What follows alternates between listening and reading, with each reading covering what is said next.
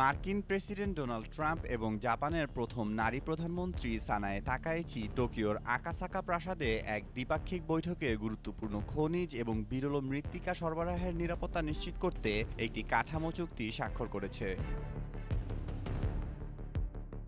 এই চুক্তির লক্ষ্য হল এই অত্যাবশ্যকীয় উপাদানগুলির জন্য চীনের উপর নির্ভরতা হ্রাস করে উভয় দেশের শিল্প ও কৌশলগত স্বার্থের জন্য সরবরাহ শৃঙ্খলাকে আরও স্থিতিশীল করা। ট্রাম্প জাপানের সামরিক ক্ষমতা বৃদ্ধির প্রতিশ্রুতিকে স্বাগত জানান এবং তাকাইচির ভূয়সী প্রশংসা করেন, তাকে মহান নেতা হিসেবে আখ্যায়িত করেন। জবাবে জাপানের প্রধানমন্ত্রী তাকাইচি হোয়াইট হাউসের তথ্যমতে যুদ্ধবিরতি নিশ্চিত করতে ট্রাম্পের অভূতপূর্ব ভূমিকার কথা উল্লেখ করেন।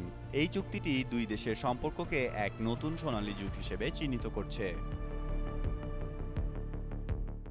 মেহেদী মাসুদ, জনকণ্ঠ।